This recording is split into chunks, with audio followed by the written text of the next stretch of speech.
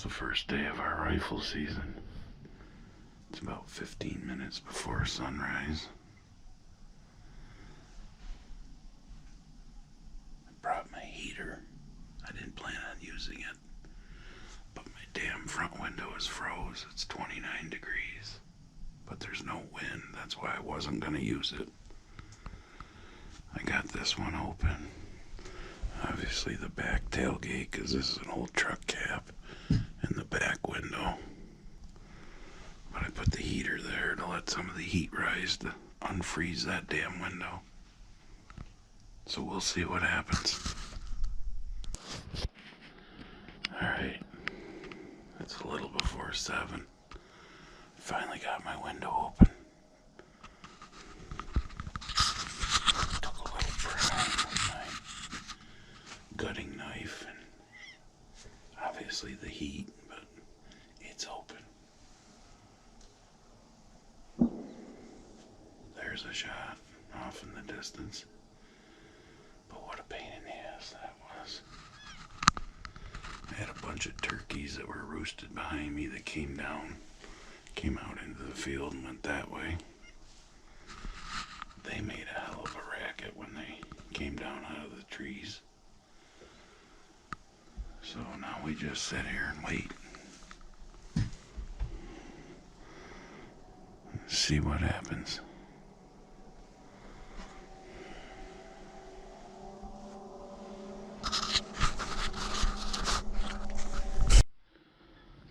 So I had a doe come up from the north, walk down the edge of the field there, and I think she went down over the hill into that woods. I just had a spike horn standing right there on the top of the hill in the cornfield. He was going that way. So I don't know if he went down into the apple orchard. He only looked like he had one spike. No, I'm not shooting a spike horn. But that's been my excitement so far this morning in the first hour. Other than the 20 turkeys or so that sounded like helicopters coming down when they came down out of roost. Yeah, I don't know where he went, so I'm thinking he went down over. Probably munching away on some apples. But that's been our excitement so far. That and trying to get that stupid window to open, which finally did.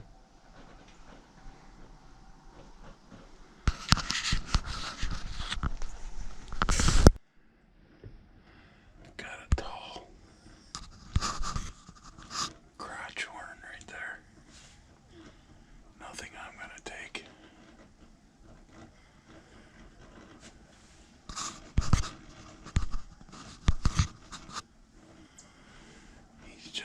He's just a 4-point.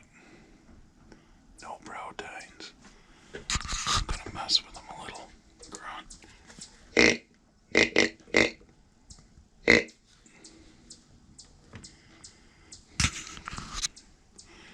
He's right on the edge of the field now. Another year or two, he'd probably be a really nice buck.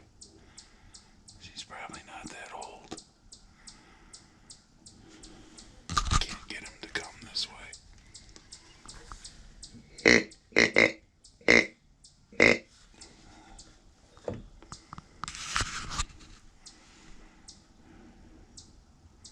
Oh, maybe. He's looking this way. Nope, he's going the other way. He's afraid I'm a big boy that's gonna beat his ass, apparently. He's got some pretty tall tines to him. Now he's going into this woods behind me. Like I said, another 2 years, he'd be a dandy. Alright, I'm back to the shop. It's about 10:15. My morning hunt is over. So I'll go back out this afternoon, a little after 2.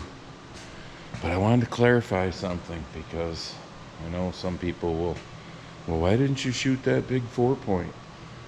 What are you, a trophy hunter? No, okay. But you don't see, people always are like, oh, we don't see any big deer, big bucks anymore, Well, you don't see an 8 or a 10 point if you kill them when they're a 4 or a 6 point. Like my saying goes, you be you, I'll be me, But that 10 point right there, that 10 point that I got with the crossbow last year, that I'm pretty sure I did a video on, that 8 point, that's years ago that we made that stand mount there. But anyways, those deer, I wouldn't have mind letting go another year because they would have been real impressive. But the problem is, if you can't get everyone in your area to go along with that, it's not going to happen. So, but at least that big old crotch point that I just saw, crotch horn, I know he's one day closer to making it through this year. So if somebody else gets him, so be it. But I'd rather fill a doe tag later in the season than shoot a smaller buck. That's just my opinion. To each their own. Like, opinions are like assholes. We all have them. So I don't care. People shoot whatever they shoot. I mean, you got a hunting license, you want venison, you shoot whatever you want to shoot. I'd like to see more of them wandering around. And the only way you're going to see more of them is by letting that guy go. So that next year, that's probably a 1.5-year-old buck. And he's pretty impressive already. Like I said, I don't think he might have had a really small brow tine on the one side, but the other side he didn't. So somebody could possibly call him a 5 point. But man, if that deer grows up another year, or if he is a 1.5-year-old deer, I figured these were probably 3.5, and at 4.5 they would have been wicked. But I'm not going to let those go because I know nobody else is either, and I don't blame them. So, but the 4 points, the spike horns, the whatever, don't bitch that you don't see big bucks if you're shooting the little ones. That's all I'm saying. And yes, even here in New York, because I know like out in the Midwest, Illinois, Iowa, places like Kentucky are known for, huge bucks and all that. I've got 1, 2, 3, 4, 5 hanging on my wall in the house that are pretty nice. All of what you see here on the wall or better. I've got one that's a 150 class buck. And yes, we can get 140, 150, 160 class bucks around here pretty easily if they grow up. So that's my only point. I'll take the camera with me this afternoon. I'm gonna go down. Let me get my phone out here. I'm gonna go down to the blind over the hill this afternoon. I'm gonna let Garrett go down to the one in the corner and see what he sees. Hang with me here. I'm trying to find the picture that Garrett sent me of this crotch horn, because he had it on camera this morning. And he texted me like 4 minutes after. All right, let me blow it up here. This is where one blind is down over the hill. That's him right there. He was in front of that one at about 20 yards from the looks of it. You can tell he's really tall. So I'm going to go sit in that one this afternoon and see what I see down there, if I see anything. But I had a feeling he might come up over the hill to where I am, because where I just was is pretty much, that blind is a little more north of me, but it's right over the hill from where I was. So I'm gonna go try that one this afternoon. And if Chelsea's home and wants to hunt, she can go up to the one where I just was. But she stayed at college last night because they were having a 22nd birthday party for one of her friends. So yeah, she probably wasn't in any shape to get up and go hunting this morning. Okay, so I'm in that hut down over the hill by the green area that I mow in the summer. I see I got a tree that blew over in a storm. Yeah, I'm questioning my choice of hunting this afternoon because it's been pouring rain. Let's see. And looking at the radar, yeah, it don't look good. Don't look good at all. So, not sure if this was going to be a good choice or not, but I was into that or watch college football. So we'll see, but yeah, it's pouring. And obviously you've noticed our snow is gone. Yeah, well, we've probably had 2 to 3 inches of rain in the last week. So temperatures in the 40s. So yeah, we're getting all of our July rain now. So we'll see what happens. Well, down in there, I'm pretty sure he's down. I seen him go down. I just shot a decent 8 that was out here. He's not a rocker, but he wasn't bad. I know where he is. I'm gonna give him a few minutes. And yes, it was raining so hard I drove the damn gator right up to the blind today. Normally I park way back that way. But I'm gonna turn you off now and keep my eye on where he went in. Alright, so here was the end result of today. I know it's hard to see. Need a flashlight. Bear with me, folks. So I shot a decent 8, but as you can tell outside, yeah, it wasn't filming. We weren't filming. So I got Chelsea and Barb to come and help me get it in the gator. And yeah, we'll film more after the fact. All right, it's Sunday. It's about 12:30. I'm in the shop only because when Barb got home from church, she made a late breakfast at 10:30, quarter to 11, something like that. So anyways, because yesterday was such a cluster, I mean, it rained so hard. I got one picture of that deer, and then I put my phone away because I was afraid it was gonna be ruined. It rained so hard. So here's the picture.